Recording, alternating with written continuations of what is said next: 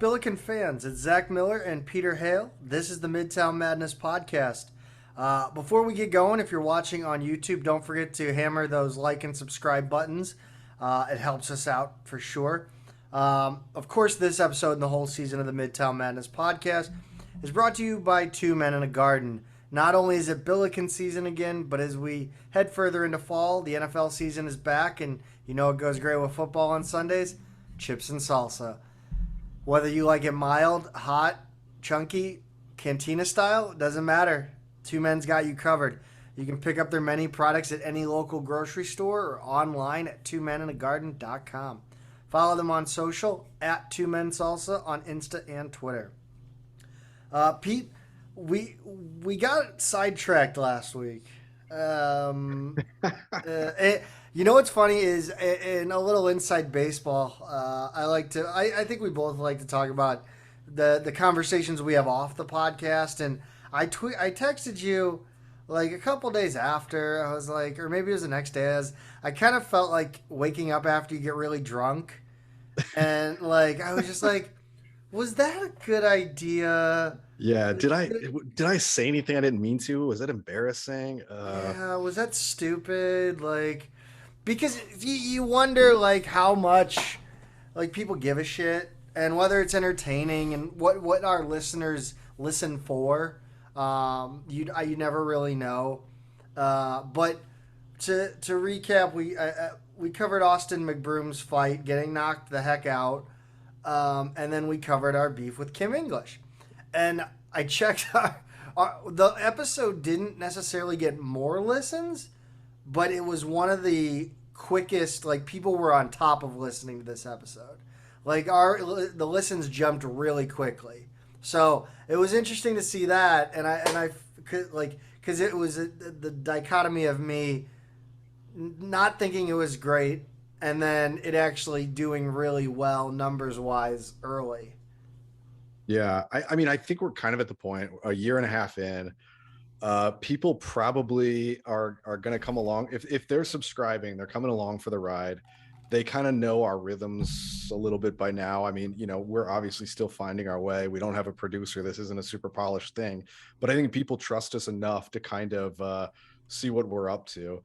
And yeah, if they want to skip through something that's especially goofy, we're not going to get our feelings hurt. You know, we're going to be trying some things. Yeah, just scrub the entire episode though, so we get the total account.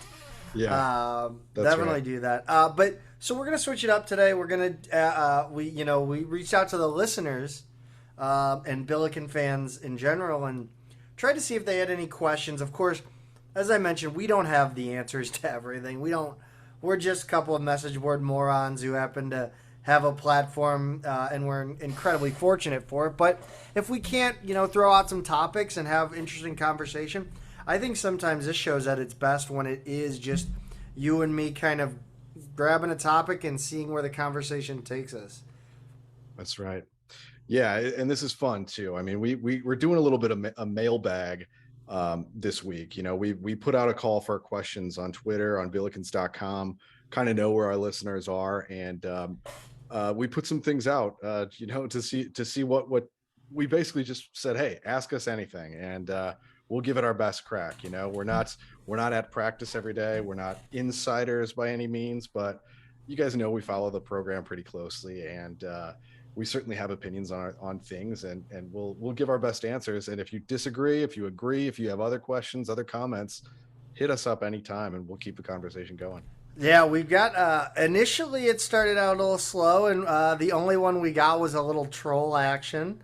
Our friends out in Richmond were living rent-free in their head, and they decided to not only tweet us a question, but then jump in our inbox, in our Gmail account, which was, okay, cool, like, great. And we're not talking about Spider fans, by the way. They seem like, in my experience, a pretty polite bunch. They don't exist, honestly. I don't think they exist online. I've seen enough of them in person to say they exist, but they're pretty relaxed, especially when you compare them to their crosstown rivals, the VCU Rams. They can be animals. Do you remember the old video on YouTube where the guy posted the highlights of the game and he talked with a really slow southern drawl and he's spiders with a AH, the spiders. Oh, Do okay. you All remember right. that guy? I remember. I remember the pronunciation of spotters. Yeah. Spiders. That was a good one. That was not as great as when we played Portland and they did the Pelicans. He kept. I swear to Right. God, he was saying Pelicans. Yeah, he was. But the VCU fan chimed in. How bad do you wish SLU had Ace instead of Yuri? Ace Baldwin can't hold Yuri Collins' jockstrap. There's no. I mean, I don't know why anyone would want anyone other than Yuri Collins at point guard. Yeah, that's an easy one. We want Yuri.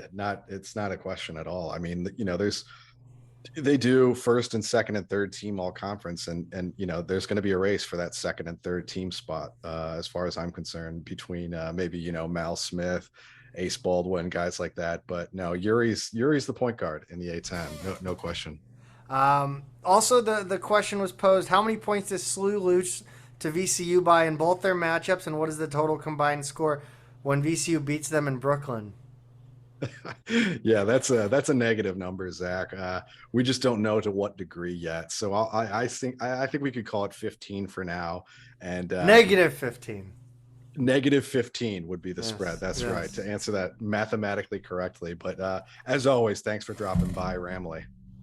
Yep, the Ramley is and add the Ramblers to the Ramley. Oh, I didn't even think of that. We've got 3 Rams and the Ramblers now. Yeah, so I think I tweeted out that what is it? 13. So over a third of the program. It's 15, so it's almost a There's 15. We So need Colorado State. So 1/5 of the Atlantic 10 as has Rams. RAM to start their name. Yeah, Like that's almost as bad as like the SEC and Bulldogs. Yeah, we just need It's Colorado worse. State to come to the A10, and then we'll have every Division I Rams. Wait a minute. So We have 3 out of the 4 Rams in Division I. Division I, which is about we have 360 75% of the Rams. That's right. Yeah. Unbelievable. I didn't know that. That's funny. But to more important questions from more important fans, WGSTL on Billikens.com. Pete, who from the 2012 through 2014 Majerus Cruz teams would start on this team or see significant minutes? Yeah, so this is kind of an interesting question, and I rephrased it to Majerus Cruz just to be technically correct, because Majerus does get credit for those teams, even though he technically only. Or you could probably just say a Majerus recruited player. Yeah, sure. So this is the generation.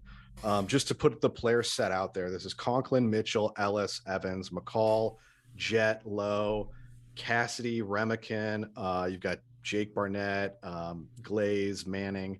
Who am I forgetting? We had a couple other guys coming later. We would have had said, Barnett. You said Barnett. Yeah, by 14. Let's see. But I mean, if we're not remembering them, I don't know if we would include them. Cassidy, Conklin. I think that's everybody who would have been in the conversation. You've got like guys like Crawford and McBroom and coming in later. Yeah, exactly. So Zach, what do you think? I mean, are any of those guys starters on this roster? I mean, I feel bad for Mitchell because I mean, yeah, that's I think there's such a log jam. I think a lot of it has to do with the style of play comes into. It depends. Like, are we talking an all-star team, or are we talking like on Ford's team? Think about Mitchell or McCall next to Collins in the backcourt. I mean, that's a pretty great backcourt. I would love that. We've always talked about we've never had that kind of 1A. I guess Jones a little bit last year, but you saw what Isabel happened. Yuri was out. Yeah, kind of. I mean, Isabel's an undersized scoring guard. But I think about McCall or Jet too. McCall, Jet, or Mitchell. along with Yuri, and that I don't know, I that's mean, pretty fun. that's exactly like, I mean, you're literally just talking about that Majerus backcourt Yeah. in now, like it's great. Like any of those guards, I think, I think obviously with, I think I've always thought Lowe was way undervalued. Yes. I think like his stats don't tell his entire story. I think he was an incredible stretch big man. He was great at sealing players off. That was one of Yes. his, like I mean, the seals he would set were Ziploc tight. I think one of the things that people would in this question that's kind of easy to overlook is that team was a joy to watch defensively. Oh, They were incredible defensively. I mean, like any of them could teach our current roster a lot about defense just because they had Majerus teaching them every day, and the way they defended was, I mean, I love to even think about like what those guys did together defensively. And so you're absolutely right about Lowe. Um, Look, in terms of starters, who do we have now? We've got Collins is a starter. yeah, You've got Jimerson. You've got Perkins, Okoro. Okoro, and then the fifth is kind of the question mark. Is it Thatch? Is it Pickett? I Um, think that's where I think that's where someone could step in. I mean, you could throw Evans in there. yeah, absolutely. Evans could start. And I think then that's the weak spot of this lineup is that fourth guy. It's where it's unsure. I mean, you have an elite point guard, an elite, slit your throat scorer. You have an elite 3-point shooter. Um, Obviously, that's a log jam at your yeah, 1 through 3, and then the four. Evans certainly was outstanding at the four. Conklin, I think Evans Conklin would be the two I would go with, Pete. I think that's my drop dead answer. yeah, I think so. I think I think you're right about where you have the best opportunity to start other guys. And that those are the guys who probably slot into that. I mean, it's so you think about a guy like Jordan Erchet and what he did his senior year, or McCall or Mitchell, or like I just I have a hard time keeping any of those guys out of the I starting line. know. That's a much better defensive starting lineup. I think this starting lineup's got a lot of more scoring punch. Hmm. Um, you know, it's It it's would a be it's a fun to really tough watch call. those two teams go at it. Think about Conklin as a senior lining up with Okoro in the front court. I mean, that's It's Linson. It's Linson with grit. oh yeah, yeah. I mean, he's not as big. I guess he was probably an inch or two shorter than Linson, but Yeah, yeah. Oh my God, but more grit. yeah. So I think God, I think Yuri is probably your starting one. But you can almost do any No, combination yeah, it beyond would be that of fun. those other guys. But yeah, if you could give us a top 12 out of those rosters, oh my God. Uh, Pete, 3-star recruit wants to know who the toughest player to guard in your A10 career was. Yeah, that's a trick question because I was before the A10 days. I was Oh, Conference USA. So yeah. so yeah, I didn't guard anybody from the A10 in my era. Yeah, no, I think as a lot of people know, I was well known for my free throw defense. Mm, So I mm. gotta say it had to have been, those Butler teams could really shoot the free throws, except for Roosevelt Jones. Ah, So I mean, you're talking Rodney Clark. Rodney Clark was really tough to guard. He shot free throws with the best of them. So yeah. definitely Rodney Clark. Definitely Rodney Clark. Yeah, yeah. I'll say Steve Logan, but again, Conference USA. All right. So I don't we know who the hell Steve Logan is. Cincinnati, you look him up. All Oh right. my So god. from the group of this is a good question, actually. I like this one a lot. Yeah. From the group of Collins, Thatch, Hargrove, and Jimerson, who do you guys think will still be on the roster after this season? That's from STM Dragons on Wow. Billikens.com. I'm assuming he's That's a St. Mary's guy. I don't know if Hargrove has any interest in going anywhere.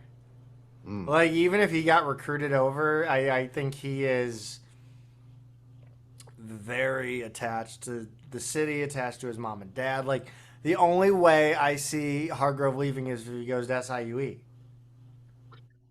That's the Which is only. yeah, which is program wise. I mean, you know, it's a step down, I mean, but that's kind of like that's kind of what I. right? He would dominate. like in that, and maybe he wouldn't. I mean, maybe he's going up against smaller guards with quicker hands and on defense. I don't know off the dribble in sets whether he would, maybe thrive. It's But interesting to consider what he would be like if he were asked to do a lot more, yes, as he would at a program like that. yeah. So I think Jimerson will, if we're talking. So the difference is you have Collins, Thatch, and Jimerson who are ending. You're talking about three guys that would end their their actual educational career. Correct. Yeah. Whereas Hargrove, you're talking about, is he gonna stay or go? Like, does he want to stick around another year and maybe not be the focal point? And I don't know if he has it in him to be the focal point here. So you're saying Hargrove is your most likely of the four to be around next year? Yeah, I think so. Unless he were to transfer to SIUE, I think the only way he leaves is if he goes to SIUE. I just don't see him leaving and going further away. So then at the other end, who's the least likely? It's Collins. Yeah, he's all but said that he's this done. is it. And then Thatch, I think, he might just become a coach. Right. I mean, he had said that he would pursue his PhD and stick around 2 more years. But then a couple weeks before he had to make it official, I think in August, he said he would either stick around for his PhD, which meant 2 more years, or his master's, which meant 1 more years. Just 1 more year. And I think he is now listed as that master's candidate, not a PhD candidate. So my understanding is that he's made the decision to just go that track. I don't know if that locks him into 1 more year. To actually playing, though. Like... Right. Yeah. I mean, that's a good point. He can still pursue education. Yeah, but... isn't graduate manager would be technically a scholarship. Right. I think graduate... or grad assistant is a scholarship. I think. I mean, you have to take a certain amount of credit hours for that role. It might just be 3 or 6. I'm not sure. But I think Jimerson will be around.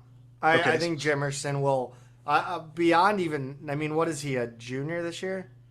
Like, this is his 3rd year of eligibility. Yeah, I mean, he can still play. I think he'll play it out. Unless NBA teams come sniffing around. I think he'll play it out. I mean, honestly, not even NBA. What if the ACC comes sniffing around? What if somebody like UVA closer to home? If he plays 4 years, that's interesting. Like, he's still got eligibility. He's going to be a grad transfer. So even if they change the rule, he's still going to be immediately eligible. It's weird because you think so highly of your own school, the school you're a fan of. So you definitely don't think anybody would leave to go higher. Like, have we had somebody leave to go higher? When was the last time we had somebody leave to go higher? Besides Ian Mooney. Oh, wow. That's another throwback to my day. That's a good. Let me think that one over some more. I mean, I'll figure it out, but yeah, I can't think off the top of my head. But I mean, to me, he's the perfect candidate for that. I mean, he's a guy who can.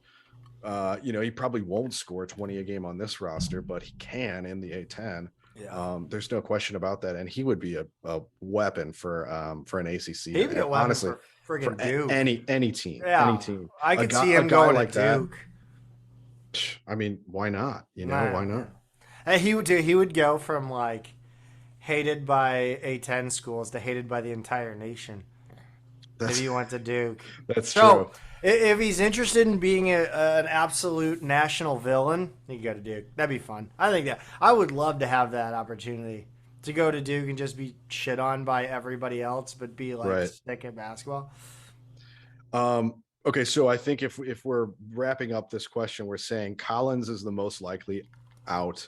Thatch is 2nd, Jimerson's 3rd, and Hargrove's 4th. Yes. So we're probably saying more likely than not Jimerson and Hargrove stay. More likely than not Collins and Thatch leave. Yeah, if you're looking at like that cross, whatever that, you always see the plot points and the. Sure. So yeah, I think that's where we would go with that. Rebounding is still a team weakness. Will a power forward tandem of Pickett and Thatch be enough to hold down the boards? Will we see Forrester in a 4 role? We haven't seen 2 bigs much on the court in crunch time since French Foreman. So one of the things that, we don't necessarily know productivity wise overall if Forrester for Linson is an upgrade, if it's a downgrade, if it's neutral. We don't know yet until he gets out there and plays. But what we do know is that when you look at his rebounding numbers on like a per minutes, on any kind of way you slice his rebounding numbers, he's an upgrade as a rebounder from Linson. Linson also, battled some injuries. But Linson was not the best rebounder for a post player. He just wasn't. A really efficient scorer, great free throw shooter. I liked him a lot. Good energy guy, not a great rebounder. So I think Forrester is an upgrade there. Pickett and Thatch are both great rebounders for their position. I agree that overall we've got work to do as a rebounding team. But I don't think we're going to see anything resembling a drop off from last year. And in terms of seeing two bigs on the court, a lot like we did with French and Foreman, I wouldn't expect to see that very often. No, I mean, maybe if the matchup is just right, we could see Forrester and Okoro at the same time, but we didn't see that much in the last couple of years at all. So I'm just kind of the mindset that I think we're just not going to play big like that. And I don't know if you agree or disagree with that. I think that we will. I think our rebounding will improve because of the depth we have. I think you're going to have guys that aren't going to have to battle. They're not going to battle as hard for as long. And I think, you can run guys out. I don't know. I honestly don't know about this one. And we'll get, I'll mention it again in another question or another part of this episode. But the power forward and the bigs positions are not something that's a blind spot in my already limited basketball knowledge. So I really don't know what to say about that. I'm pretty happy with our depth at least. We'll see how things progress rebounding wise throughout the season. I don't really have a good answer, as I think I pointed out earlier that we may not have all the good answers. Let's grab in 87-88, Bonner, Gray, Douglas all had 30-point games. Will this team have three different players score 30 or more points in a game? Can they have four? I don't know. I think it's almost so balanced. It's hard to say. There's so much depth on this team. It's hard to say. If we had a Bonnie's roster of 6 guys, I'd say actually probably a better opportunity. Yeah, I think the bottom line here, and I think the point of the question is we have a lot of guys who are candidates to just go off. Jimerson is the kind of guy who can break our 3-point game record, our in-game 3-point scoring record on any night. We know what Perkins can do. The question is his knee going to allow him to be his old self again? We've seen Collins score 30, in that George Mason game. Parker is a guy who can really, really get hot. And the way he scored in Europe makes me think that it's not going to be like a Rashad Williams situation where coming in, you kind of heard man, this guy can shoot. This guy can really get hot. We've already seen the proof. He's going to play and he can really, really score and get to the rim. And he scores in a variety of ways. Okoro, I don't think he's going to score 30 in a night. There are games where he's really going to pick on whoever's guarding him, but I don't think he's going to score 30. You said Rashad Williams, by the way, and I pictured Rashad Anthony, and I had to shake it out of my head real quick. Yeah, no, I just, for a guy who coming into the season, a guy like Parker's got a lot of hype, and I just kind of wanted to frame it, in terms of another guy who had a lot. So I think, will we have 3? That's a big ask. I think 3 is a good place to put the over under. I don't think it's going to be over 3. It's going to be 2 or 3 who scores 30 this year. That doesn't mean all of these guys aren't going to be very productive and turn in very good seasons, but I don't think we're going to have 4. Um, so, do you think Ford's prediction of shooting 27 to 33 pointers a game is doable? What is the ceiling for Jimerson as far as 3-point makes? This is piggybacking off yours or off your point of Jimerson breaking 3-point records on a given night. 27 to 33 pointers is video game numbers. Right. I mean, that's the kind of thing I would do on College Hoops 2K8. Okay, so the two things there, Ford often says in the preseason he wants to go he wants to play faster, he wants to go deeper. And every year we kind of fall for, okay, we're going to have like an 11-man rotation, or we're going to play in transition so much more. And then things kind of settle back into that groove. So I'm not saying that he's full of it by any means. I think he wants to shoot more this season, and he will. I think he has the ability to play faster and maybe go deeper. But again, I think their rotation is going to be more like 9 instead of 8, not 11. So with that in mind, the fact that I don't think it's going to be that extreme, I do think we're going to be a better 3-point shooting than we've seen at any other time in Ford's tenure. If that makes sense. And while you're giving your response, I'll try and figure out, how many threes we've actually been shooting this season. Yeah, I think Ford. I think he loves to talk a big game. I think he wants to do things, and then he realizes that things change Right. And I think when he says these things, he's talking about a perfect scenario. But I think that I don't even know if logistically playing 11 players is like significant minutes is that smart. I mean, you take players out of the rhythm.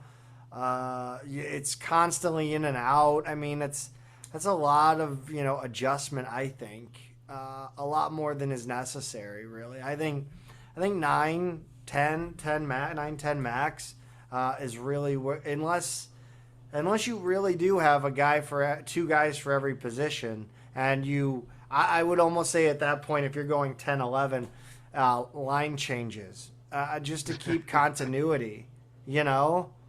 Like Yeah. there's the continuity. I feel like and again, I don't have any evidence stat based to kind of back up my point. But you look at the team that won the 2019 A10 championship. That roster was short. Right. I mean, you had guys that were playing 40 minutes a game. So I mean, sometimes that's better for players to play more minutes a game than than keep them fresh by bringing people in and out. So I don't know. I don't know if I like the idea of 10, 11, 12 guys. It's just, Yeah. But what do you think, Pete, on the 3-point makes? So on the 3-point makes, I just looked back at what we've shot every season. The only season since Ford has been at St. Louis that we've shot over 20, attempted over 23 pointers per game was his first season when we went 12-21 with all of the leftover cruise players. Every other season we've shot around 18 to 19 has kind of been our sweet spot, and our opponents have shot kind of like a little over 20, like 20 to 21 a game. So I think just like being over 20 a game would be probably a noticeable difference, because that probably means we're shooting 2 or so more per game. So when he says 27 to 30, that is insane. I think a big jump for his team would be more like 22 to 25. So if we're kind of in that range, I think that's where it's a really noticeable change in style. But he's talking about a 50% increase in 3-point attempts, and I just don't. I'll buy it when I see it. Like, do I think we have the personnel for it? Yes, but I'll buy it when I see it. And the last part of this question is, what's the ceiling on Jimerson's 3-point makes in a season? To put this one in perspective, I've got this pulled up right now. 3-pointers made in a season. We know who the all-time record is. It's Erwin Claggett. He's got number 1 and 2, although number 2 is now tied with Jimerson from last season, because Jimerson had 87 made this past season. That's good for second all-time. Claggett hit 103 in his senior year. I think he'll break that record this year. So I was just going to say, I think 103 is the goal. I think if you can get 103 out of Jimerson, that's about 3 a game, about 3 makes a game. I think that's doable. But anything above that would be ridiculous. Yeah. And it also would have me a little bit worried because it might mean something like maybe Parker isn't the scorer we thought it was. Maybe Perkins isn't able to play quite as much as we thought. But yeah, maybe I'm being too pessimistic there. We're gonna move into the fun question part of the bag. Reach down deep into the bottom. They're kind of funny. They are actually funny. Pete, if you were forced to choose between watching the Jalen Crutcher game-winning shot on a loop for 10 minutes, and I know my answer to this, or Ace Family YouTube videos for 10 minutes, what would you pick? I think I know your answer to this too. Yeah, I mean, and I've made, in recent episodes, my feeling on Austin McBroom and his Ace Family very clear. And to me, I would rather watch the Crutcher shot on repeat, because I would rather be breaking down film, and then it would be a horrible 10 minutes, but I would know every single thing. I would know where every player moved. I would know where every Dayton player moved. I would know exactly what went wrong, every single factor that led to that shot. I would have it understood, broken down, thought through, watching. And so I would be, it would be torture, but I would be smarter for it. I would have learned something. Watching Ace Family for any amount of time makes you objectively stupider. And I don't need to be stupider in my life. Okay, so I'll give my reasoning, and our answer is the same. Also, we are officially going to make you watch the Crutcher shot for 10 minutes on a video we're going to do. We're going to do it. We're trying to get into like smaller, more humorous content, like do kind of the dumb things. I'm pretty sure filming torture is a war crime, but okay. Yes, it is. Go ahead. But my reasoning is that the video of the Crutcher shot hurts me on a level that's very, it's only slightly past superficial. Like, it's my fanhood that it hurts. Yeah. Like, watching Austin McBroom content, his actual videos. I love watching people make fun of him. But that hurts me on a level of, like, I'm afraid for the world. Yeah. So, like, I would be more depressed for longer after watching 10 minutes of Austin McBroom content. So that's why I would skip the Austin for the Crutcher. Yeah. All right. So we're in agreement here. And yes. Pretty much. Yeah. For our reasoning too, I agree with yours. What round would you knock out Austin McBroom in a boxing match? Another great question. You go first on this one. I think I'm in better shape than Austin McBroom. I know I could outlast him in the ring. I don't know if I could knock him out. I also think he's too big of a wussy to come within my reach for more than about a second at a time. I have never boxed in my life, but I would absolutely relish the chance to step in a ring with him, and it would be fun. I would absolutely enjoy it. Yeah, he honestly, I don't think he would knock me out, but he would knock me down, and I would probably just quit or whatever. So I think it would be a TKO. I'm in maybe the worst shape of my life. Throw the damn towel. I have my excuses between work and kids, and it's not a healthy time for me. And look, yeah, I would not win a boxing match here as I sit at 39 and a half years old to somebody who's younger, in better shape, has actually boxed before. It wouldn't happen. I would probably try and do something really dirty though. Like I gouging, biting, pulling hair, whatever. Like I would do something to maybe maim him or something like that. Jesus. To just like get out. I would get thrown out. You know what I mean? Like yeah, you would cause an automatic disqualification. The title doesn't change hands on a DQ. That's right. Yeah, I know. I mean, I don't think I'd like bite his ear off or anything like Tyson style, but I would do something really dirty and just get thrown out, and that would be that. It wouldn't be the first. Well, there are stories of Austin having getting his face beat in at SLU. What? One day maybe. One day maybe. Yeah, Midtown Madness after dark. We'll do Yeah. this. So this one's an interesting one, and it's actually not interesting, but my answer is about to be interesting. Are either of you subscribers to Grandy Glaze's OnlyFans page? And the answer is, and I can tell you Peter's answer is no. Correct. What I can tell you is the baseline answer for me is no. However, however, I do have a friend. She, no, I'm not. She actually exists. And she opened an account with OnlyFans and subscribed for 1 month to Grandy Glaze OnlyFans and sent me her login. So I have seen the kind of content that he posts. I logged in, did some research, logged out about 15 minutes later. It's not pretty, ladies and gentlemen. Yeah, I mean, to be so, if anyone's not clear, Grandy Glaze was a former player at SLU about a decade ago, and OnlyFans is a website where you can pay Make money, a monthly fee to a content creator for whatever they do. And I think the idea when the website started was that it would be a lot more artistic, and it's pretty much turned into mostly porn. So that's artistic. To be very clear, a former SLU basketball player is doing pornography for money on the internet, and that's what this is in reference to. And so, Yes. yeah, it is not. Yeah, no, I've not seen it. I don't want to see it.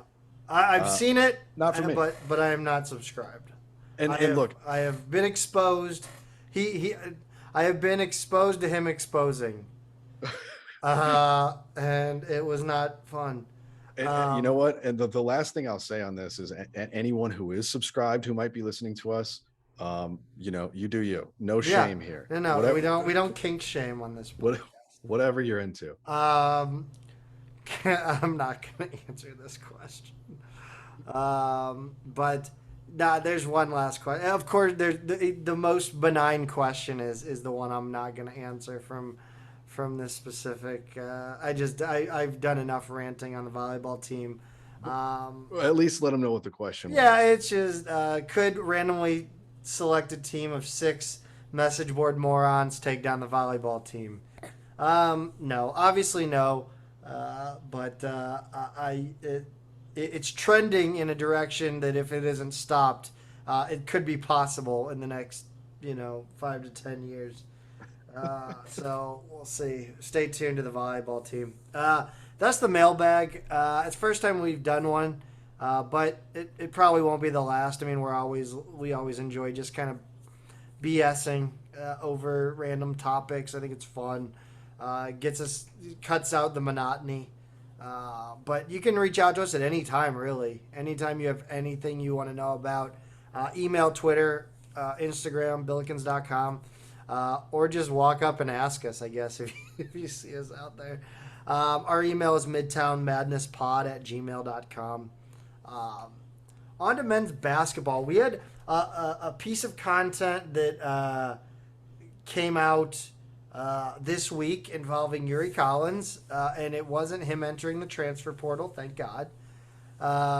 It was him sitting down with Big Guard for I believe the video was called Film Room, and it was the second episode that was done by this YouTube channel, Big Guard, and they sat down with Yuri and did a little video breakdown. But first, they started off hot out of the gate, Peter.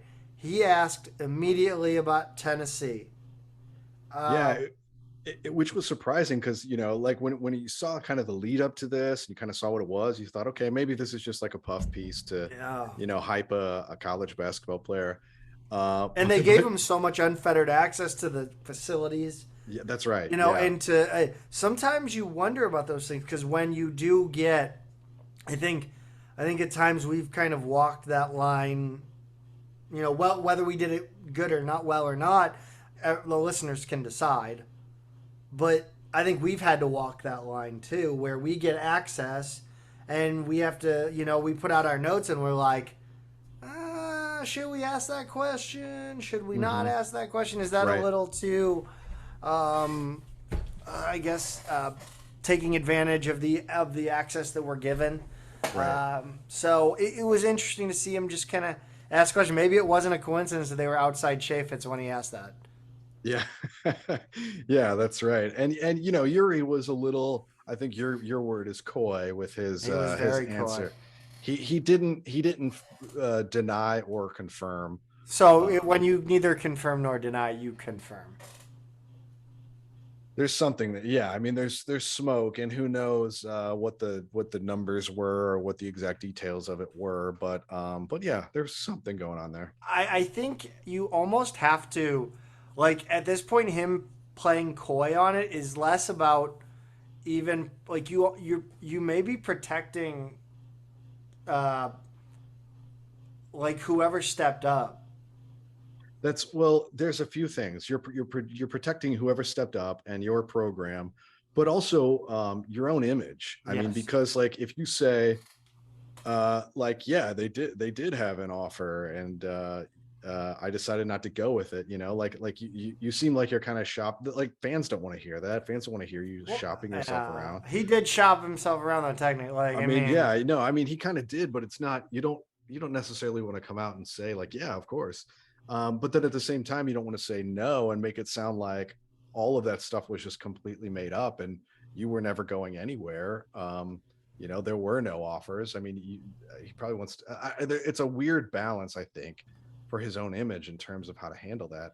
And he'd probably just rather not talk about it at all. yeah. Was there anything in this video that like I mean, obviously it was a super impressive video, and we're definitely going to we're scheduled to talk with I can't who what's the name I feel stupid that I never but it's everything I could see on Big Guard that was it was just Big Guard. Yeah, I think Mawan Bates is his name. Moan Bates. Yeah, and so he, you know, he likes to interview.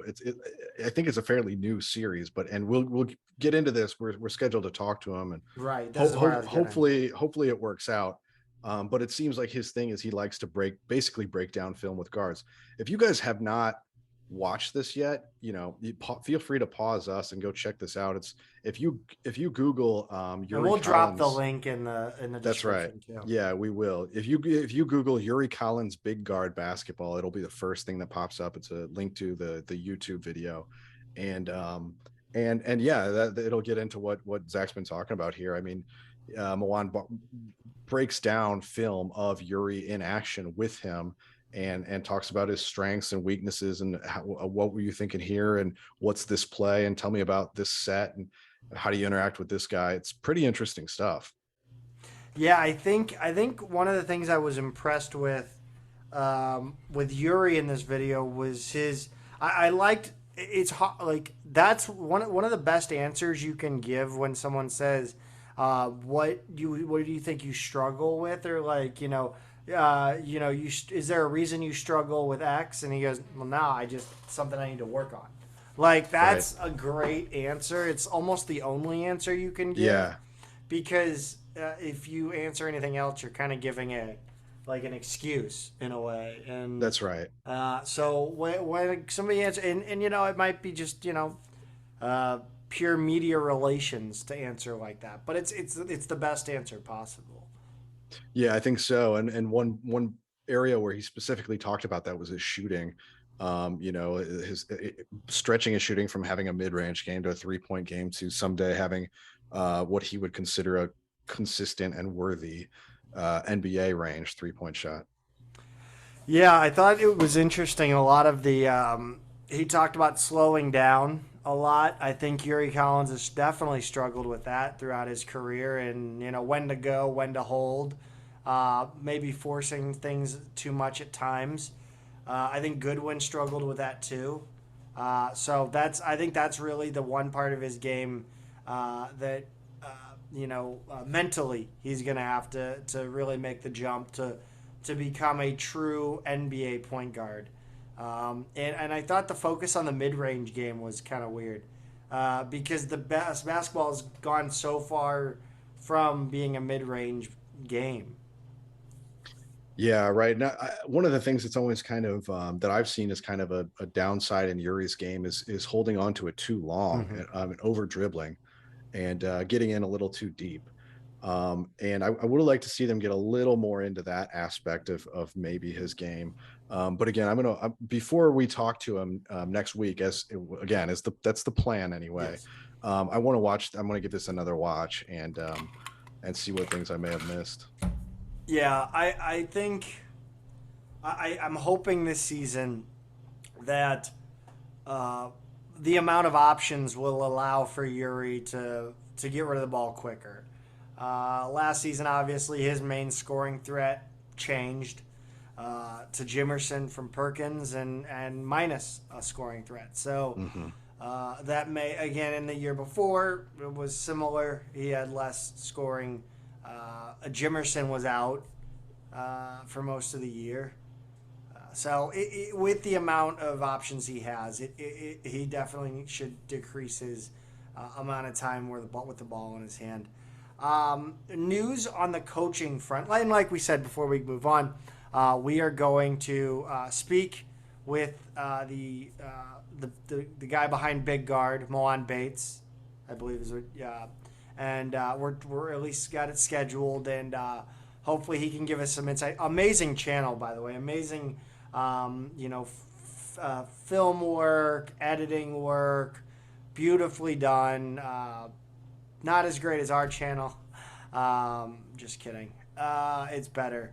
But really cool stuff, and it's good to see someone from St. Louis doing well with content out there anywhere. So happy for him. But news on the coaching staff front, Peter.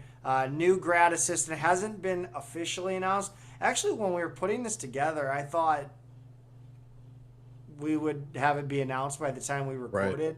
Right. And knowing the way things move, it'll probably be announced tomorrow morning. Yeah. New grad assistant joins Travis Ford staff's Jordan Kodrowski. Pete, tell us a little bit about Jordan. Yeah, so he played at Carthage College in Wisconsin. Kodrowski is just a great Wisconsin last name, by the way. He was a player development coach on the side while he was in college, and then a grad assistant right after he finished. He also coached for an AAU program in Wisconsin Playground Elite. If you've ever followed AAU, that should be a familiar name for Midwesterners like us.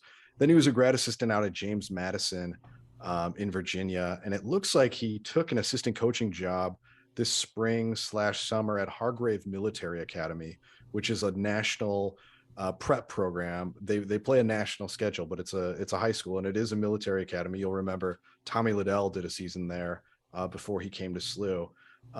So he apparently just had the job there for a few months before taking the SLU job. So I think getting back into the college ranks is what he really wanted. Pretty clear that this guy's had a coaching track in mind his whole life, really, his whole career. I mean, he's really been doing this. So he's got a lot of experience for somebody who's so young in his early 20s and taking a grad assistant job. So it seems like he's going to have a good profile and a good future ahead of him. And I think this officially, Zach, wraps up the staff, because it seems like so many other times we've had a position fill and then one open simultaneously because we keep hiring from within. So I think this wraps it up for the year. Yeah, I'm happy to. We're getting to that point. It's starting to get real. Things are starting to move towards everything's getting solidified. Schedule solidified. Coaching staff solidified. Roster we talked about the two additions last week. So we're getting close, Billiken fans. We're getting close. Money's coming out of my account for my ticket. Everything's just getting real. It's happening. Speaking of real, the A10 tournament schedule change, and this was polarizing. The This is a A10 really schedule change for the A10 tournament. Yeah, so the A10 tournament was scheduled for a Wednesday to Sunday. You play your first four, which is the bottom four seeds play on The that pillow fight. what we call the affectionately call the pillow fight. And then you get into a round of 8 teams playing the next day. There are certain teams, the top four, that have a double bye, and that's the next day. What the A10 has done now is move that pillow fight, those two, the games with the lower seeds are now on Tuesday, and Friday is an off day. So say SLU's a top four seed, as we're hoping they are. They would normally start playing on Friday, but I think here they're playing on, let me see if I have this right. They would be playing on Thursday and then have a day off, and then they'd play again Saturday, and then the final would be Sunday, assuming teams win. What do you think of this structure, Zach? And what do you think's kind of driving that change? I have no idea what's driving that change. Maybe, I mean, I don't know. Maybe a concert got scheduled at Barclays Center for Springsteen's for playing Friday night. Yeah. No, I really don't know. I don't know if I like it or not, honestly. Obviously, like, it's funny that the A10 cares about fans traveling to the game for Saturday and Sunday after they, release that dog poop schedule that for us, like, the road schedule, and not being able to go travel to see games, some of the biggest games of the season. So it's kind of, they obviously now they care because it's money going directly in their pocket, due to attendance, whereas they're worried more about the TV money and the TV scheduling for the regular season. I don't know if I like it or not. I may have to I think I booked a flight for Thursday, so I may have to go change that for that Thursday. Because Thursday would be the first game now, potentially, or second, depending on seed. Yeah, so I could see, like, it might actually increase attendance for Saturday and Sunday, as far as fans of the team goes, because it'll give teams that make it past Thursday a travel day. Right. Now, people who are going to go regardless, and we're going to do the whole weekend of it, that's an extra day they got to take off work, I guess. But then again, for so many jobs now, remote work is possible. At least, so Friday, hey, maybe you get an extra day, you save a day, right? So in that respect, there's some pros and cons. I kind of like the uniqueness of the 4 games, 4 days, or the 4 straight days of play. I don't like losing momentum and going into an off day. I don't know. It feels bigger when it's straight through and every day's hoops. Every day's hoops. Like, I don't know. Yeah. I don't know if you agree with that or not. Yeah, I like the chaos of just an everyday conference tournament. It's also weird for most teams in the A10 are going to, well, okay, I guess with the Friday off day, there's really only 4 teams left after that. Right. But potentially, if you're not a top 4 seed and you do advance, this is an extra day of a New York hotel and food and everything like that for fans. That could be a potentially expensive trip for somebody looking to go to the whole tournament. You just tacked on a day to a lot of people's travel schedules. Maybe that's a small thing in the grand scheme of things. Maybe there's less competition for viewers on Thursday than Friday if you're trying to get big numbers for that round. I don't know. I think they also wanted to give a day of rest to those top 4 seeds should they be the ones advancing. Maybe the day of rest is something that the coaches and players will welcome. But outside of that, I don't know. I'm too impatient. I like the everyday nature of a conference tournament. Absolutely, I agree. I once we get going, I don't want to stop. Right. It's like Pringles. Jordan Goodwin, there's news. It's kind of Groundhog Day, I think. Yeah, he signed another what they call an Exhibit 10 contract with the Washington Wizards. Still don't know what it means. Well, there is an explainer. If our friend Joel Hall put one on Billikens.com. Can you do an audio book? Because everybody knows I don't read more than one paragraph.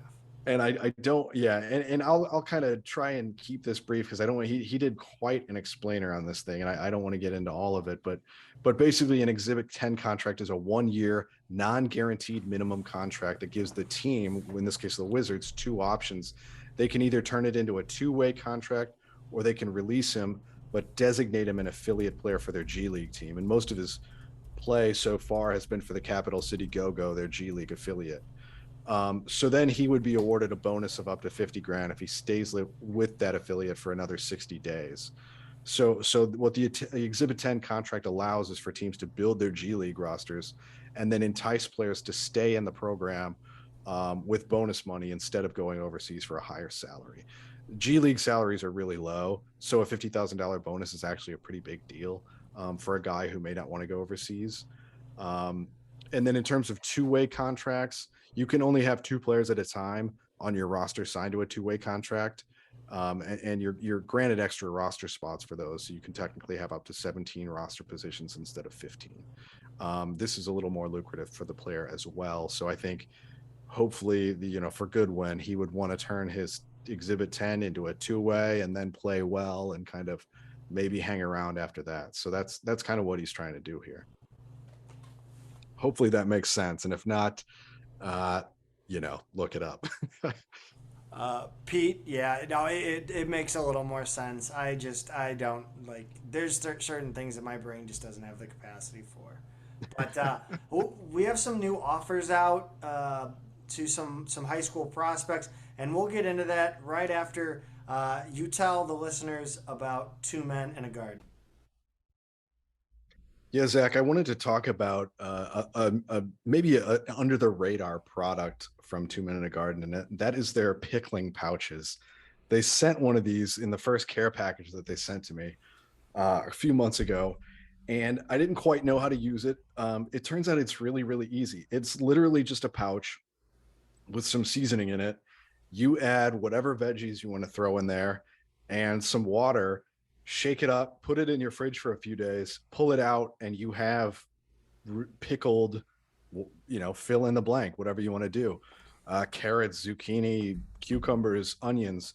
So they sent me the smoky chipotle flavor, and I did it with a big white onion, sliced it up, kind of slid the slices in there. It's a tight fit once you fill it up with the recommended amount of water. So you kind of have to be careful, make sure it's sealed, shake it up, hold it. And they told me it will absolutely elevate my burger game, and they were not kidding. You put one of these on a burger with some cheddar, bacon, barbecue, the smoky chipotle, pickled onions. It was an unbelievable combination. They turned out great. Whatever I didn't use, because it took me a little while to go through, it was a huge onion, not like something my kids will eat or anything like that either, because it's a vegetable. It lasted me quite a while in the fridge too, and the longer they kind of stayed bottled up, because I moved them from the pouch into a jar, they were great. They got a little softer and they held that flavor, and it was kind of an experience. Every time I went back, they were a little bit different. Strongly recommend you get some of these and experiment. They're a lot of fun, and it's kind of a cheat code. I know a lot of people have been doing their own home fermentation experiments, sauerkraut, pickles, all kinds of stuff. My brother just started making pickles. You could totally do them in this pouch, way easier. It's a complete cheat code, and we promise we'll never snitch on you. 2 Men in a Garden. That's 2meninagarden.com. Yeah, I feel I have to kick myself every time I go to the store, because I keep forgetting to look for the Cantina style, see if it's out yet. I've always forget to look, but I did buy some. I think you saw it on the last episode. I just finished it today. I just finished the jar today, so I'm out now. I need to go replenish here, and the amount of times I visit the store is just obscene. Nice. Talk about these offers, Pete. They kind of flew under my radar this weekend. Yeah, and I had to apologize. We were a little late, at least on one of them, because I've had a really hell of a week at work in terms of just not having any free time. But finally did get around to taking a look at these. And the first one was to a 2025, meaning rising sophomore prospect named PJ Farmer out of Charleston, Missouri. He's a 6'1" guard. And I had heard, we'd gotten some messages. We kind of heard through the grapevine that this kid can really play. He plays AAU for MPJ Elite. That's Michael Porter Jr. Elite. That's a Missouri-based team. And he actually played the most recent AAU season up at their 17 and under level, which is 2 years, above what he could be playing. To kind of give you an idea, if somebody plays up a year in AAU, that says a lot. If they're playing up 2 years, it's pretty incredible. And he looks the part too. He's explosive, really talented, dynamic guard, kind of an equal threat as a scorer or playmaker. He's got a really quick release on his shot. He can just kind of pull the trigger from anywhere at any time, but he's also really shifty getting to the rim, and being such a dynamic passer, ball handler. He has that button to hit at any time too. Just a ton of potential here, and he's already so good. I really encourage you to get out there, either follow him on Twitter, watch some film on him to see what we're talking about. He does have some other offers already from Mizzou, Ole Miss, SEMO, Louisiana Monroe, Kansas City, and Northwestern State. All 6 of those offers that he had have come since late July. So SLU actually is pretty early into the party on this one.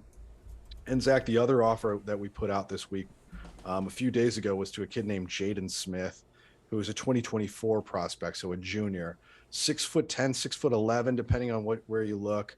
Front court player from Kenwood Academy in Chicago. He plays his AAU ball for Mac Irvin Fire, which, as we know now, is McGlother Irvin, former SLU player.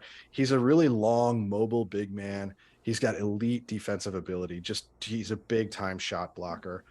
That's something that he's kind of always had, but he's really built out his offensive game in the last couple of years. He dunks everything he can, but he can also kind of step out and shoot the three.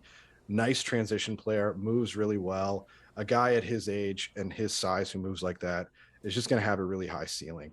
His other offers so far, he's got TCU, Northern Illinois, Western Illinois. He's going to go visit Northern in early October, and I'm hoping he gets down to visit SLU soon too. But this is an offer that's coming from Will Bailey, working his Chicago roots, Chicago connections there. So it's nice to see that we're getting back into the Chicago market with these offers. Pete, I think that this is it's been a rarity since basketball season, since probably Yuri Collins entered the transfer portal. We haven't spent an hour talking specifically basketball. So it was good to get back to that. And I think we're going to be trending towards the longer basketball talks going forward. Yeah, hopefully, if people have been craving that basketball stuff, not as big as soccer fans or whatever else, hopefully you stick with us this week, because you're right. That was a solid hour right there. Yeah. Men's soccer, the bronze boot is back where it belongs, Peter. Yes, it is. It is on the west side of the Mississippi River. SLU got the 4-1 win at SIUE in the Bronze Boot game on Tuesday the 13th, Zach. And I think we need to shout out that broadcast. Yeah, I really did enjoy the SIUE Plus, ESPN Plus broadcast. I mean, there's so many, being in the A10. I mean, we just had the A10 hand out checks that were earmarked specifically for ESPN Plus broadcasts. And for a school like SIUE that's kind of, still working its way up in Division I, in the way, to put out a product the way they did, or the way they do for their soccer team was really great. And an outstanding intro too. They really sold the history of the rivalry and did a great job doing it. I will say though, surface level intro to both teams really played up the records of the two teams, and it didn't really provide context to those records. I get that it's just like literally just a throwaway, but you're meant to sell the game, and why people need to continue watching. I get, they could have put an asterisk on the fact that SLU has played a top heavy schedule, Right. And it didn't have to be long. It just could have been, hey. Throw out the record books when these two tangle. I mean, you get that cliche when you could have just said, hey, SLU's dropped, their last two, but have played, teams in the top 25. Or I mean, obviously, I don't think they didn't, but Right. still, that's kind of what I would have liked better.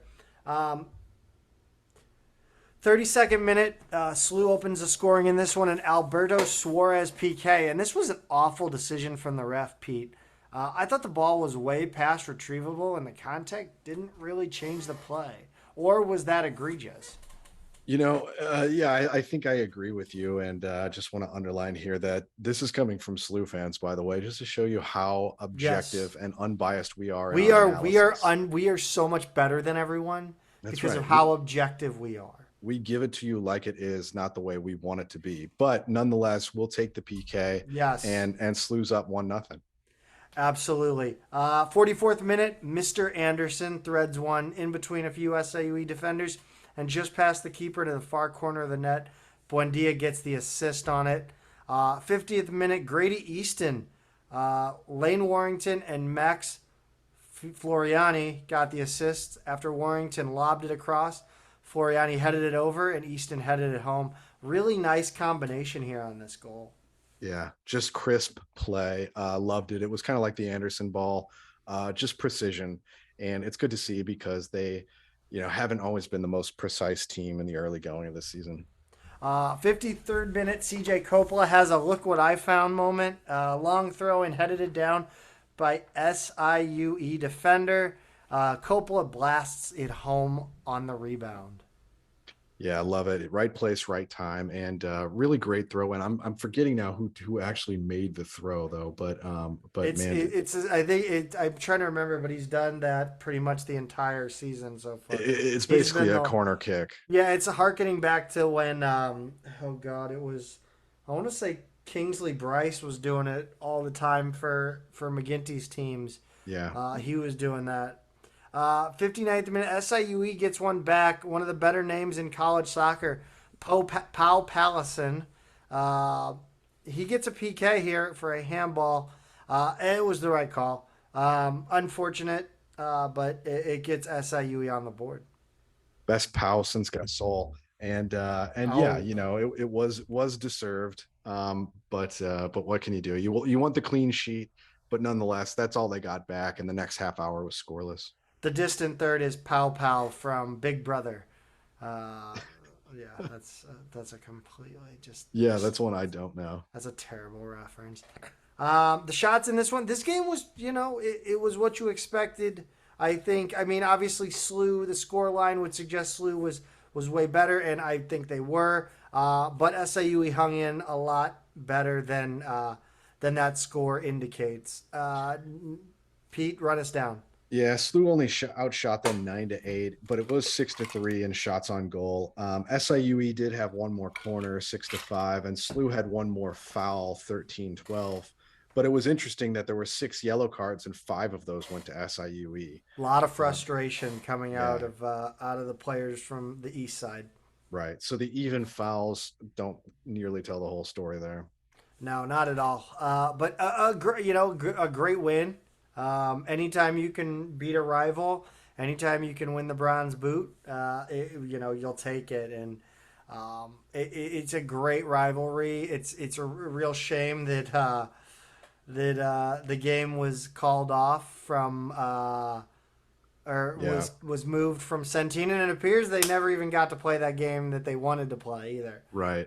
Due to some construction issues. So it remains to be seen, even if SLU if they had kept this game in place for Centene, if it had taken place, if they had to move it at the last minute. So yeah, you would have had a lot of tickets sold and people who don't want to go over to Edwardsville necessarily for the game. So it's probably for the best that they didn't, but maybe they will play this game there in the future. Stadium was just unfortunately a few weeks behind schedule. Saturday, that'll be as we're recording it last night, but 2 nights ago when you listen to this, the Billikens got a 3-1 win at LaSalle. 27th minute, Johnny Klein gets the Billikens on the board, assisted by Seth Anderson. Yeah, the highlights from this one, and I really did only see the highlights. I wasn't able to watch the game. I was busy. I was at the Cardinal game, and then the. Yeah. ensuing fun kept me. Yeah, but this is one where the way LaSalle is configured, it's a really low pitch in the bleachers from the pitch itself, and the press box is way back. So like the camera view, is kind of a It low was like angle, Creighton, and everyone's tiny. Yeah, Creighton's a little bit higher angle, but but it was so far you're back. far away. It was weird. In a goal like this, where there's kind of some traffic in front of the net, we just didn't have a great view in it. And I've got it pulled up right now. I'm watching it on repeat. It's just a 10-second clip on SLU Men's Soccer Twitter. And I still don't have a great sense of what happened here. It looks like Anderson put it off, or Anderson tried to score it himself. Goalie came out, stopped it. It went to Klein, and he was alone on the right side and put it away. And I didn't really, there's not a whole lot of lead up to that. It's a short clip, but that's really all I can make of that goal. Yeah. 40th minute, Christian Buendia.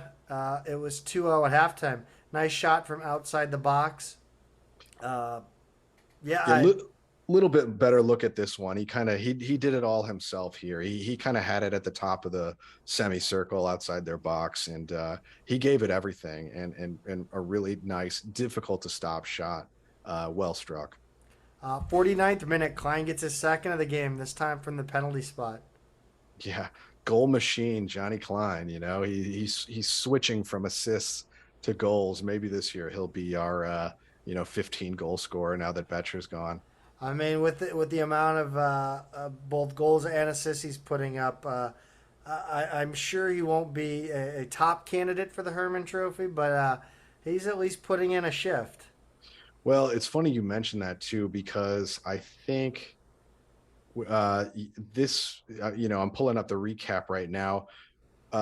Klein has vaulted into elite territory in the Billikens record book with his 2 goals tonight. He now has 73 career points with 25 goals and 23 assists, tying him with Denny Hedican and Kyle Patterson for 18th in school history. So he is moving up the record books pretty quickly. He's just been unbelievable. He's so good. Yeah. LaSalle got their own goal of the night in the 75th minute.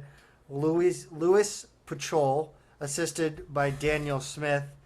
The shots were 9-9, but SLU had 7 on goal to LaSalle's 5. Run us through the rest of the stats. 3-3 in corners, 4-4 to saves. It's been kind of incredible. This team, win or lose, they've been pretty even in stats. When you look at just the kind of basic hard stats in this one throughout, obviously not talking about advanced metrics or even time of possession or anything like that. The one stat that was not even in this game, LaSalle had 16 fouls to SLU's 4. But the weird thing is all 4 of SLU's resulted in yellow cards. LaSalle only got carded once. So SLU really made their fouls count against LaSalle. Upcoming, we have the homecoming game. Saturday 24th, homecoming fireworks at halftime against a bad VCU team. A team that is winless on the season, has 3 losses and 3 ties. In their losses, they've scored 1 goal. You know what? I may take that back. This VCU team might be decent. They have maybe had a tougher schedule than the Billikens. But they've played, it looks like, really 3 ranked teams. I don't know why they have Campbell listed at number 30. That's a little deceiving. That's weird. And also receiving votes team you generally don't put on there. But they tied Campbell. They tied number 19 UNC Greensboro, and then they lost to Marshall and Akron, both who were ranked in the top 20. Now, wasn't necessarily close in either game, but they've played a really tough schedule. And they played 3 exhibition games. That's odd for me, I think. Yes. And New Hampshire, too, is normally really good. I know they were ranked last season, and they lost 1-0 to New Hampshire. Yeah, of the 3 exhibitions they played, number 20 Maryland, number 19 Missouri State. So they've faced proper ranked opponents 6 times this season. Their 1 lone game in conference so far, they tied Massachusetts 0-0, and that was on Saturday. and they will play Old Dominion on Tuesday in Richmond. So if you want to watch that, I believe that will be on ESPN Plus as it's a VCU home game. Yeah. So that's a very deceptive 0-3-3 record. Yeah, I think so. And I probably jumped to conclusions there for a minute. I forgot to add in their record and everything, their key results in the notes. Again, I believe it'll be a 7 o'clock game, maybe 7:30. It's 8:30. Oh, wait, 7:30 because it's Eastern time. I'm looking at VCU's schedule. 7:30, of course, fireworks at halftime, all the homecoming festivities during the day. Not sure exactly what all they plan now. It used to be. I remember when it was huge, man. It used to be like a massive event with so many different things going on all day. Oh yeah, I never missed those homecoming games. Those were fun. On the women's side, they're now ranked number 12 in the coaches poll, an all-time high for the program, we believe. And they're probably going to climb at least a spot after this weekend, Pete. Again, it's the second week in a row I say this, and I'm not going to do all the legwork to see who above them has won and lost. I actually do know that Notre Dame lost because I've been kind of following them. Wow. They wound up losing to Clemson, I believe. I think it was a close game, but who plays for Clemson, Peter? Oh, you're putting me on the spot. I'm blanking. Sorry. It's Duff's daughter. Oh, yeah, John that's Duff's right. daughter. That's right. John Duff's daughter, former Billiken John Duff, who has sons who go to DeSmet who are basketball players. Regardless, you're going to have to assume it's going to get tighter now. They're not going to make big jumps in the rankings, but every week that they win twice is going to put them in position to move up a little bit. Even if LaSalle and Richmond aren't great teams, it still gives them the opportunity to maybe go to an 11 or a 10 if somebody in front of them underperforms in the week. Yeah, and Mackenzie Duff is a sophomore defender at Clemson. Got it.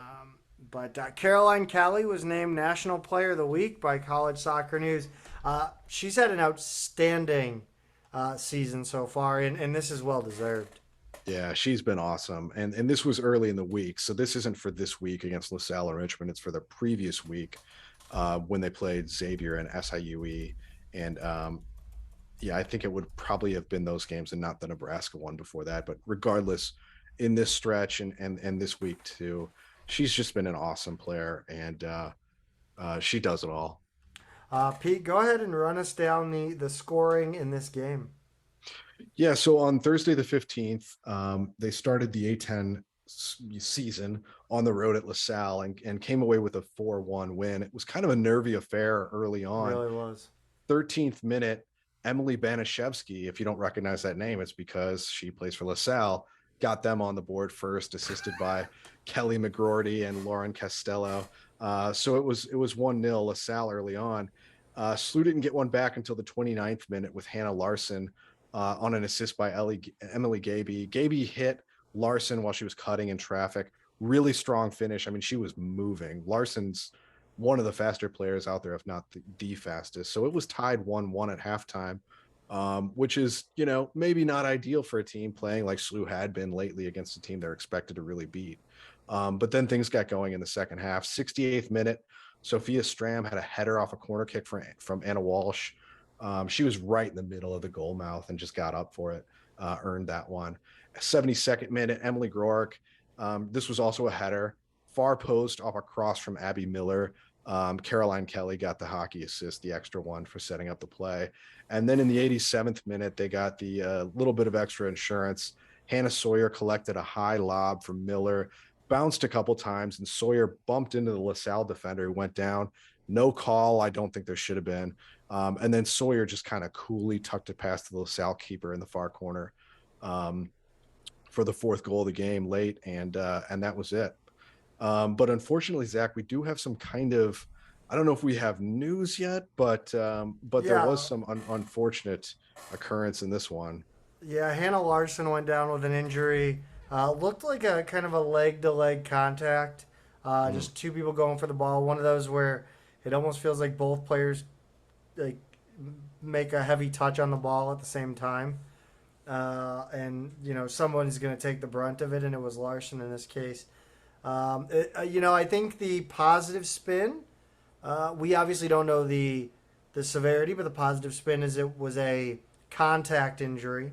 Mm-hmm. No non-contact injuries. You kind of resign yourself to the worst case scenario, and in this one, at least there was some reason for pain, other than twisting a knee. So it's Right. it's possible. Hopefully, we're looking at best case scenario, obviously a couple games, and she obviously was not in the lineup for Richmond. But running down the stats in this one, I just don't like speculating. I think I've held that kind of belief about Yeah. injuries. I don't know uh, anything about medicine, anything, nothing at all. Shots on goal, or shots in this one, 23-2 SLU. Shots on goal, 10-2. Corners, 10-1. Fouls, 11-10. No cards in this one.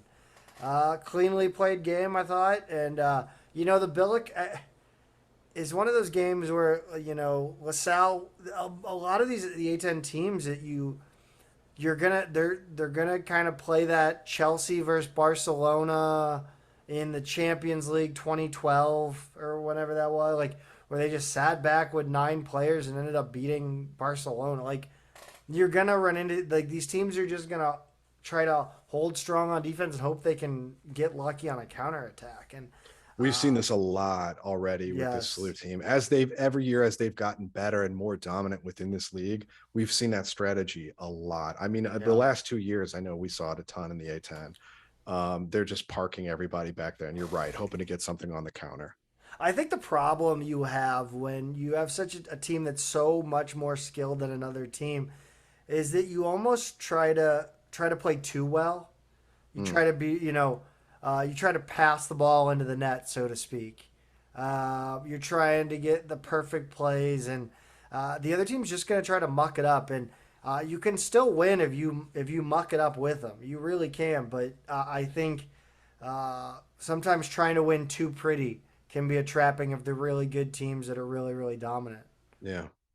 Yeah, I think Uh, you're right. and I think that was the case today against Richmond, a 2-0 win. The Billikens dominate in this one, but they only score 2. They struggled to score on chances. 39th minute. Pete, get us going from there. Yeah, Lindsay Heckel had a header off a Jess Presser corner kick in this one. None of the short play out of the corner, the short corner, and just a really nice solid header. 48th minute, shortly after coming out of halftime, up 1-0. Emily Gaby gets it done off an assist from Emily Grork and Hannah Frederick. Just a really nice, I don't know, run of play, passing it around high in the box. And once Gaby gets loose in that area, she's so dangerous and got her 6th goal of the season, and that was all SLU needed in this one.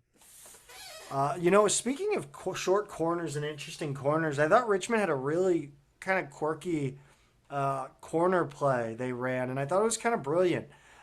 They had a player show to the ball about, I don't know, 20 yards away from the corner, and they kind of played a hard low cross to that person, and they had them kind of flick it on, and kind of I thought that was a nice way to like cause a little chaos, almost like they almost like controlled the, how like sometimes a goal on a corner is scored where the ball's played in, the ball's headed out but not cleared all the way, and it gets weird.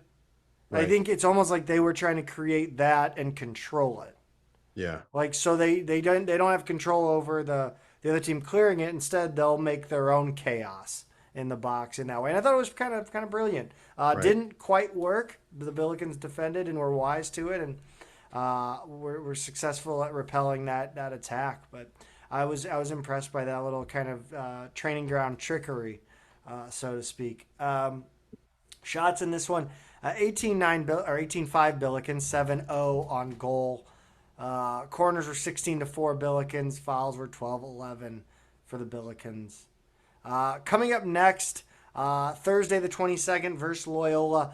They're 1-0 in conference, 5-2-2 overall. This will be the first in-conference meeting between a Billiken and Rambler team, as this will be the first time.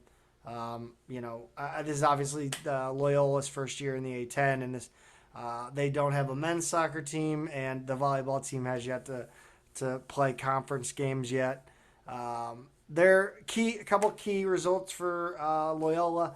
A 1-0 loss at Xavier. You'll remember the Billikens won at Xavier in stunning fashion 3-2 earlier in the year. And then they beat SIUE 2-0, the same SIUE team that the Billikens trounced. I believe it was 4 or 5 in that one. Most recently, though, they're coming off a 1-0 win versus LaSalle.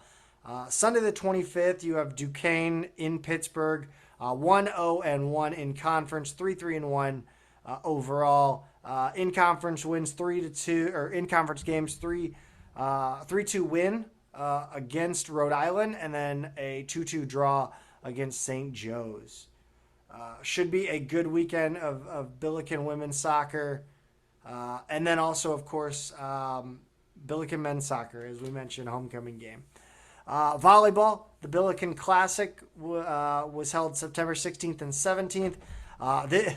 It's a field that is not a very good field. As we mentioned, Missouri State, not good. Kansas City, both teams with sub 500 records. I believe Iowa State was 500 coming into this tournament, and I believe they left 3 games above 500. 3-1 win versus Missouri State. 25-21, 25-22, 10-25 in the third set, and then 25-11 to finish them off. The kills were spread out evenly between Richardson, Hill, Hank, and of course Mac Hill back in the lineup after her timeout. I don't know whether that was just a knock that she had to let Hill up. Demetra Sarley, 7 blocks, Opperly 21 assists, Rogers 25 digs. Run us down this Kansas City game, Pete. SLU got the 3-2 win in this one, 25-23, 25-14, 22-25, 23-25, and then 17-15 to wrap it up in a close finish. This could have gone the other way very easily. Hankin had 18 kills. Opperly had 29 assists. Rogers 25 digs. And then in the third game, Zach, SLU dropped a 3-2 decision to Iowa State. Yeah, there's no way around this. This is just an absolute collapse. Kind of interesting scores here, too. 25-13, 39-37 in an absolute marathon. 14-25, 14-25, and 7-15. So, ran out of gas? What's going on there? I think it's, again, where you're playing a team and you have the initial way that you're going to beat them. And then the other team finally gets the adjustment right, and they whip you. Yeah. How do you go from a 25-13 win in a game to 25? I don't understand anything about this team. I really don't. Henk at 18 kills, Opperly 25 assists, Rogers 19 digs. Opperly gets her 1,000th career assist, 19th in program history, to join that club. Next up, they'll open play at Rhode Island this upcoming weekend. Field hockey, they had a tough test, a 6-1 loss at number 20 UMass on the 16th. Olivia Smith got SLU's only goal off an Ashley Jones assist in the third quarter. This was off a penalty corner. Really great sequence for the Billikens, I thought. Taking advantage of the penalty corner, and that's always an important thing to do. And scoring against number 20 UMass, playing at the level that SLU does play at. But UMass had already had 4 goals in the first half and would add 2 more later in the third. UMass outshot the Billikens 24-4, 14-3 shots on goal. Pete, talk about this tough loss on Sunday. Yeah, another game up in New England at Bryant, which is in Rhode Island, for those not familiar with the Bryant Bulldogs. 3-2 loss in overtime on Sunday the 18th. Responded well to giving up a goal on 2 occasions. but kind of a heartbreaker in overtime here. And the extra heartbreaker about it is all 3 goals scored by the same player for Bryant. Brittany Gauss got her 4th, 5th, and 6th goals of the season. So unfortunate outcome for SLU. They hung tough in this one. They were outshot 19-5, 15-6 on goal. Again, SLU's goalie was active and played well. Penalty corners, Bryant had 14 to SLU's 3, and then SLU had 30 fouls to Bryant's 25. So in stats, they did not certainly did not come out on top. But to put this one in overtime and give themselves a chance, I think is a noble performance. Yeah, we talk about incremental improvement, and that's right. A 4-4 Bryant team, a 3-2 overtime loss, and again, it's responding when you give up a goal. You come back and score in the next quarter. It's positivity, I think. And again, everything that when we talk about field hockey, there's again, I just want to reiterate, when I talk about volleyball, I have a certain viewpoint because again, the institutional support is high with that program, comparatively speaking to field hockey.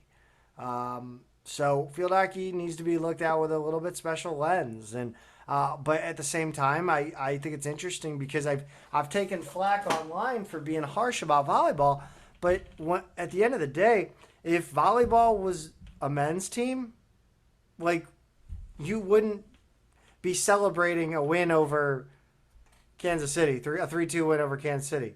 Mm-hmm. You'd be happy, but you wouldn't be like, oh, look, they did something good. Like I find that just incredibly, like, patronizing, almost. Like if this was a men's volleyball team and they were, we would be not happy with it. If this was men's basketball, we'd be, we were supposed to beat Kansas City 3-0, or we were supposed to beat Kansas City by 20 points. It's just, you can't have more, I don't know. That's just how I feel. Billiken cross country, Pete, run us down real quick.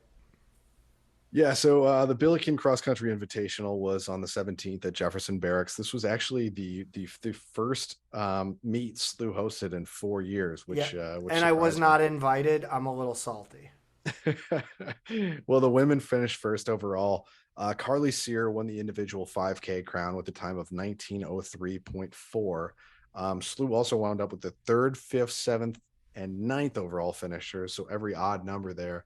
Loyola finished 2nd, Lindenwood 3rd, Maryville 4th to round out the field, give you an idea of the competition. The men finished 2nd in their group behind Loyola, but they were competing without friend of the show and star sophomore Toby Gillen, as well as Farol Ahmed. So they Loyola won, like I said. Maryville came in 3rd, Lindenwood 4th, and then they also had Kaskaskia College running in this one. They came in 5th. Harrison Martinenko came in 3rd overall with an 8K time of 26:38. Coach Bell did seem pretty positive overall about the times and how they performed in this event.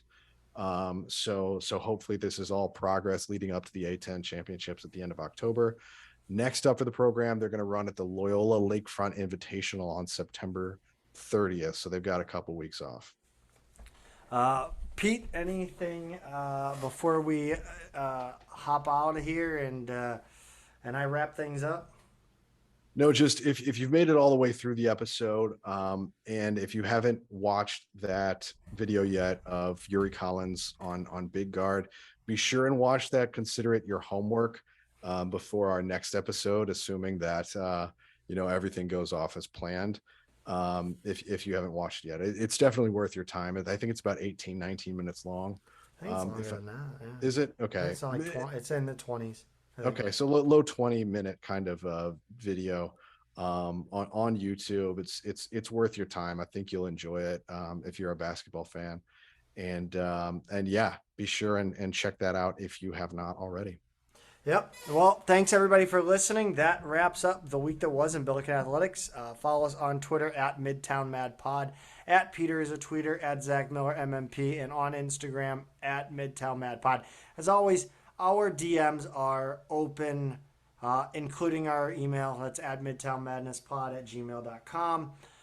We appreciate any and all suggestions you might have for the show. As I said, our DMs are always open. So feel free to interact with us in any way, shape, or form. Go subscribe to the show on all platforms. If you haven't left a review, that'd be awesome if you'd leave 5 stars in a review. As always, Pete, go Bills. Go Bills.